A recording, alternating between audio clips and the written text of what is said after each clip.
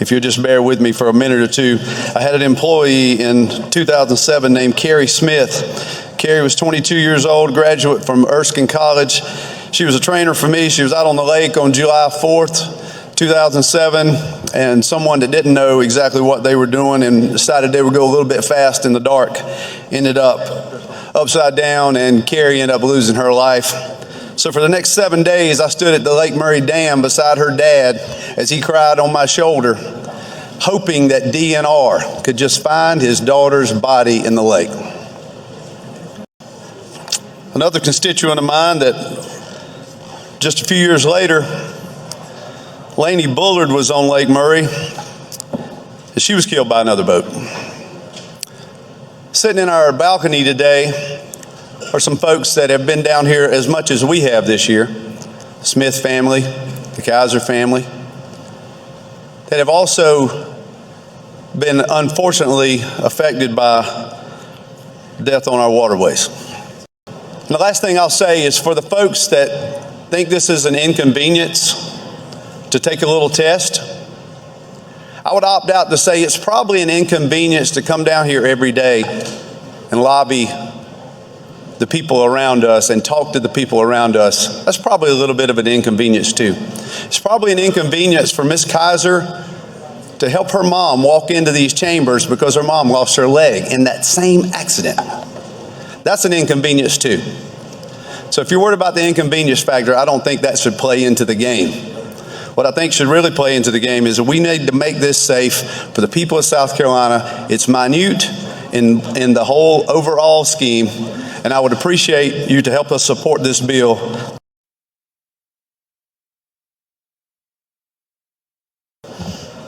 Thank you, Mr. Speaker. Thank you, ladies and gentlemen.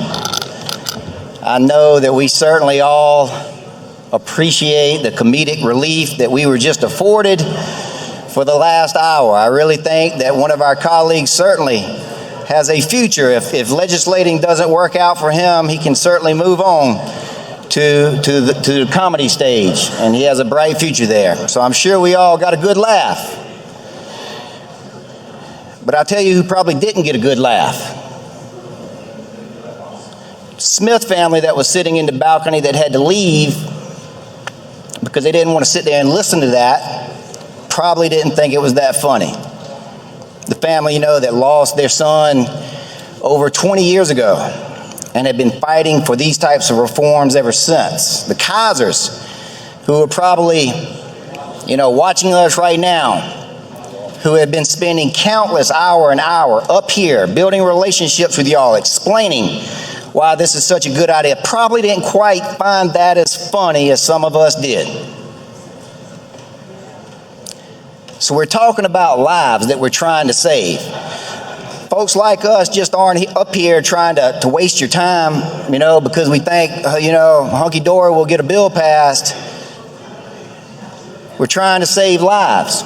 And I know, as we talk about people that appreciate things, the original representative from Calhoun County with the last name Ott certainly appreciates his name being invoked in this chamber today.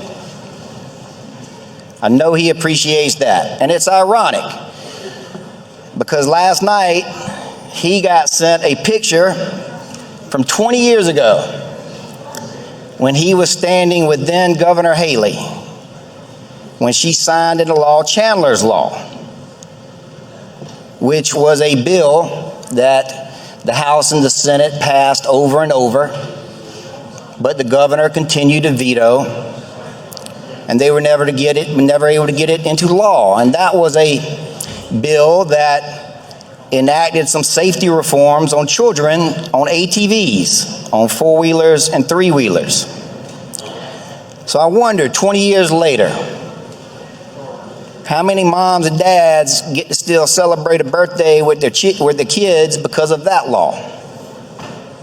And so then I wonder, how many parents in the future, brothers, sisters, aunts, uncles, grandparents, might be able to enjoy a little bit more time with those that they love because we can put into place some common sense safety measures for those folks that go on the water.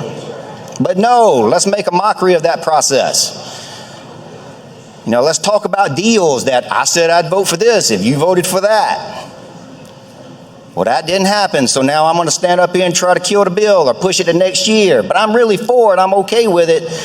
I just got to have it my way. When vote after vote after vote, we know where this body stands. We know where the Senate stands. And so I do feel like it's a little bit wrong to take that posture.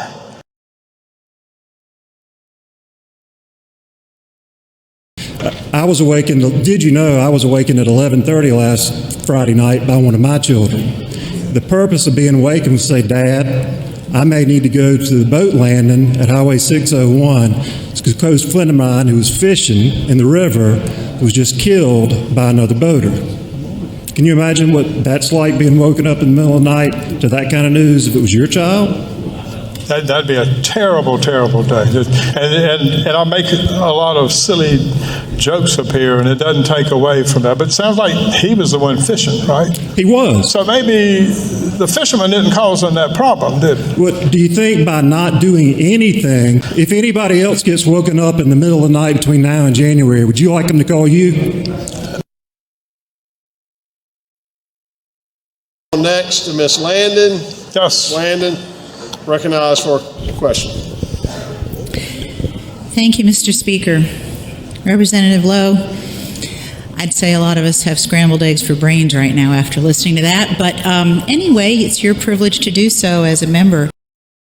The two of us, we have close to 110 years of experience on the water, and I would like to say that I do not believe that if we were to require this course to be taken for people under the age of 16 this year and progressing in age as time goes on, that wouldn't help safety on the waters. I believe would have a big impact. Are you saying that you don't think that saving at least one life or several? And by the way, sir, are you aware that we're getting texts from the families right now saying, why is he doing this? What is he trying to prove? This is very, very hurtful.